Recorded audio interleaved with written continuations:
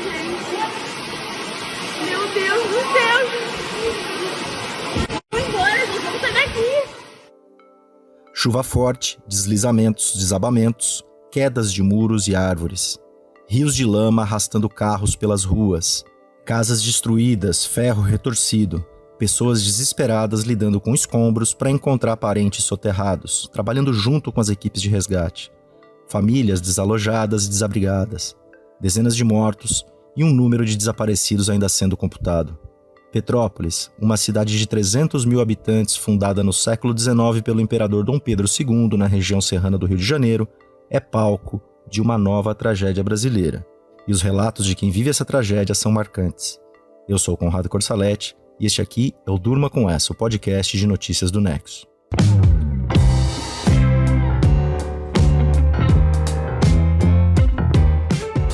Oi, eu sou o Antônio Mama e estou aqui com o Conrado para apresentar esse podcast que vai ao ar de segunda a sexta, no fim da tarde e início da noite, sempre com notícias que podem continuar a ecoar por aí.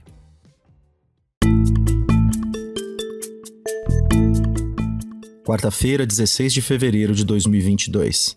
Dia em que o Brasil tenta dimensionar mais uma grande tragédia ocorrida em meio a chuvas. Após um início de ano com desastres em cidades dos estados da Bahia, de Minas Gerais e de São Paulo, agora é Petrópolis, na região serrana do Rio, que sucumbe, na tragédia mais mortal do ano. Ao longo do dia, o número de vítimas fatais cresceu a todo momento. O áudio que você ouviu antes da introdução desse episódio é de um vídeo feito pela influenciadora e fotógrafa Beatriz Foster. Ela estava filmando por uma janela a uma distância considerável de um morro. A Beatriz capta um grande deslizamento que foi engolindo as casas e chega a se assustar, com medo de que os escombros chegassem nela. A influenciadora relatou ao site G1 que ela, a mãe, o avô e a irmã de 4 meses, um bebê de colo, foram então se abrigar num vizinho. Ela contou que eles precisaram fazer uma corrente humana para evitar que a correnteza os levasse. Parece um filme de terror. Agora é lama, barulho de cachoeira, árvore e lixo para todo lado, disse a Beatriz. A região do Morro da Oficina foi uma das mais atingidas pelos estragos causados em meio à chuva que caiu em Petrópolis na terça-feira. É lá onde o secretário estadual de Defesa Civil, o coronel Leandro Monteiro, disse haver o maior número de pessoas soterradas. Segundo autoridades locais, o volume de água que caiu em 6 horas equivale a tudo que choveu na cidade nos últimos 30 dias. O dia de terça, como um todo, registrou o maior volume de chuvas em Petrópolis desde 1952. Olha isso, Vanessa!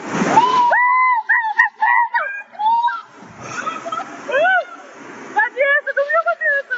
Muito nervosa!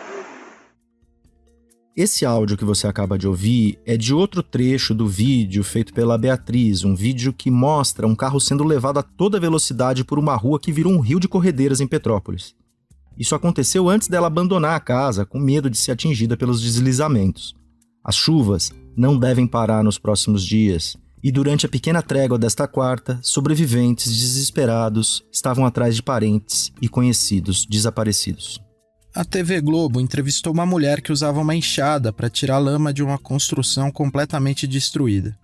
Ela procurava a filha Duda, de 17 anos, e outras pessoas, entre elas um bebê. Tá ela, a tia e a nenenzinha, filha da minha filhada de baixo aí. Um bebezinho de 1 ano. Mas quando a gente tem que manter as esperanças, né? Tudo é possível, tudo é possível. Eu já tô perdendo a esperança já. O jornalista André Garoni publicou ainda na madrugada uma mensagem no Twitter. Amigos, só para atualizar, desisti de voltar para casa. Ruas caíram, colégios, creches. Li relatos de corpos nas ruas, arrastão. Amiga da minha filha tá desaparecida. Conseguimos abrigos já. Estamos bem, na medida do possível. Petrópolis, não. A astrônoma Geisa Ponte escreveu o seguinte, também no Twitter.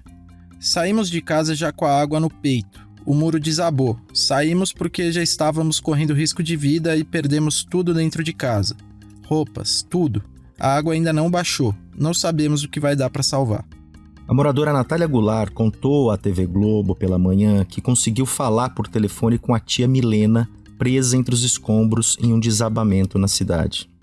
A casa da minha tia desabou às 6 horas da tarde, né? O meu primo conseguiu escapar pela enxurrada e até então o telefone da minha tia estava sem sinal nenhum. Agora, às 6 horas da manhã, eu reparei que estava com 2 risquinhos e liguei para ela. E ela atendeu, conseguiu falar comigo, com meu pai, falou bem baixo. Outra moradora, Helenir de Souza, disse ao jornal Folha de São Paulo que perdeu tudo. Foi uma luta muito grande para eu construir minha casa, disse ela. E perder tudo assim tão de repente é muito doloroso. É uma tragédia. O meu bairro acabou. Eu moro na Vila Felipe há 38 anos. São 38 anos de muita história, mas a vila acabou, completou Helenir. A gente ouviu agora há pouco o relato de um jornalista de Petrópolis que citou a palavra arrastão.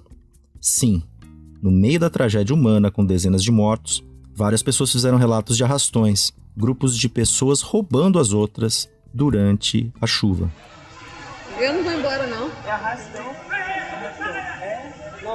Gente, que absurdo. Arrastão. Senhor. Misericórdia.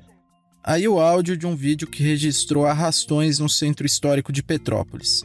Um problema que deixou a situação ainda mais assustadora para parte da população.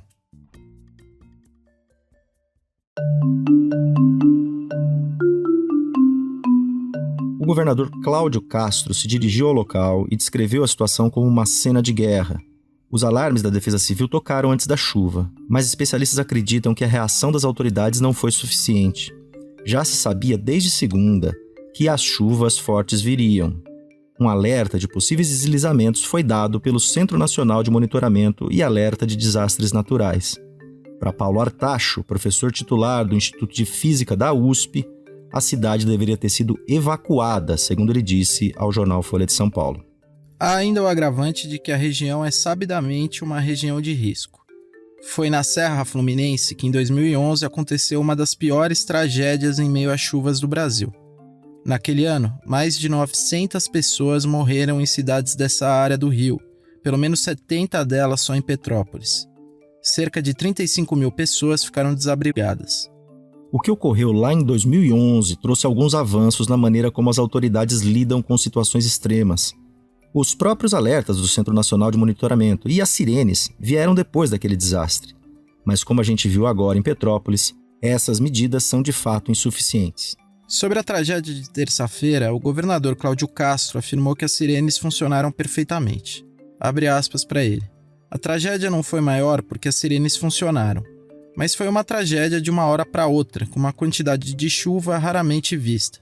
200 milímetros em 2 horas é uma quantidade absurda e, infelizmente, não teve como salvar todas as pessoas. Fecha aspas.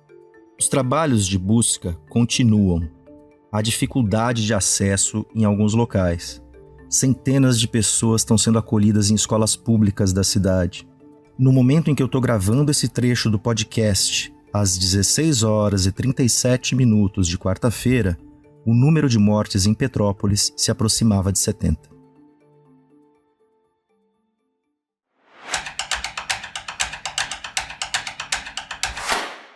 Apontar o alto volume de chuvas é uma justificativa recorrente de autoridades para tentar explicar o tamanho dos estragos que elas causam nas cidades brasileiras. A gente sabe que não é só isso que determina o tamanho de uma tragédia. Há fatores humanos. Mas a chuva em Petrópolis, de fato, foi excepcional. O redator César Gaglione escreveu sobre o tema. César, qual fenômeno explica essa chuva toda que caiu em Petrópolis? O fenômeno que causou as chuvas em Petrópolis é conhecido como Zona de Convergência do Atlântico Sul. Ele acontece quando há o encontro de 3 outros fenômenos. Uma frente fria que atinge a costa das regiões Sul e Sudeste, massa de ventos que giram circularmente vindos do Nordeste e formação de ventos de alta pressão atmosférica vindos da Bolívia. De acordo com meteorologistas, as zonas de convergência do Atlântico Sul foram mais intensas em 2022 pela temperatura da água marítima do Oceano Atlântico, que foi mais baixa que o normal. Segundo o site Clima Tempo, essa foi a última zona de convergência do verão, que acaba em 20 de março. E César, além de tocar sirene ou até eventualmente evacuar a cidade, como sugeriu o professor Artacho, que a gente citou antes, o que poderia ter sido feito para prevenir uma tragédia assim? Segundo a Política Nacional de Proteção e Defesa Civil, os governos estaduais e municipais devem mapear possíveis riscos e fazer mudanças para que as cidades sejam mais resilientes. A ideia é encontrar os pontos em que o solo está mais instável e realizar obras como muros de contenção, vias de escoamento ou até mesmo a evacuação do local. Especialistas em urbanismo e análise ambiental dizem que também é preciso rever e reforçar as leis ambientais do país e mudar a forma como as cidades são pensadas, já que normalmente esse tipo de calamidade acontece em zonas periféricas dos centros urbanos. Esse texto do César você pode ler em nexojornal.com.br.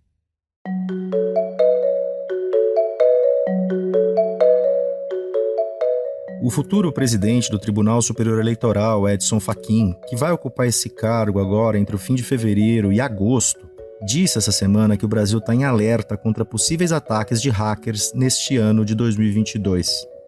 Fachin citou a Rússia como exemplo de país de origem desses ataques.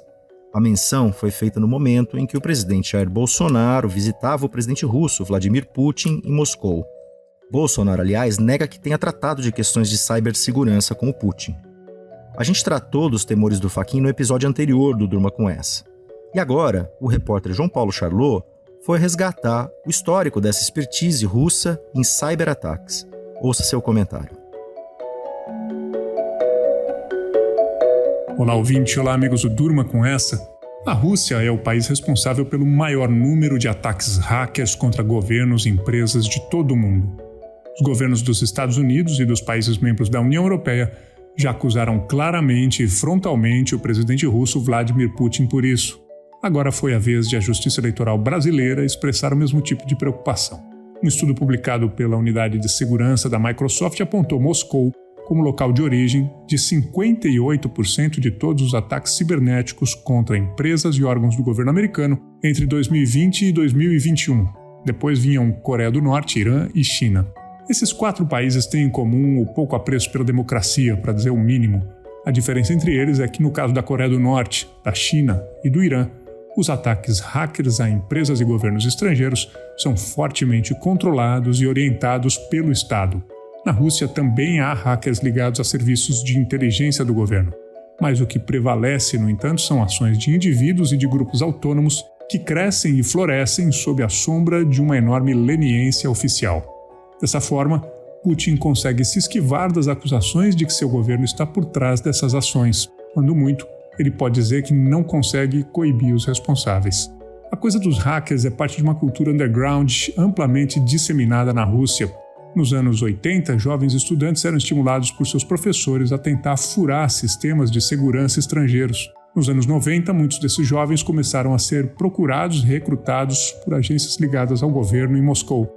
Hoje, isso é parte, muitas vezes, de um entretenimento competitivo juvenil que mistura o gosto por atividades subterrâneas e os altos ganhos financeiros obtidos nas inúmeras chantagens e pagamentos de resgate na extorsão das vítimas.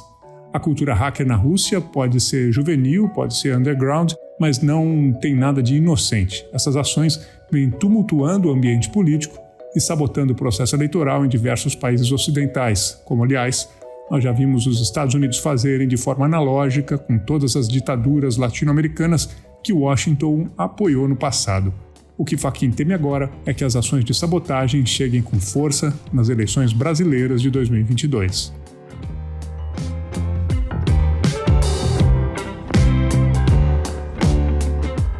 Da tragédia em Petrópolis, que deixou dezenas de mortos em meio às chuvas, ao histórico da Rússia como um celeiro de hackers, durma com essa.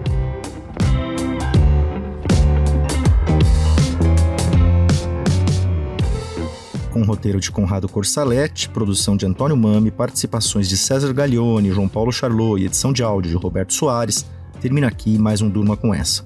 Amanhã a gente está de volta. Até!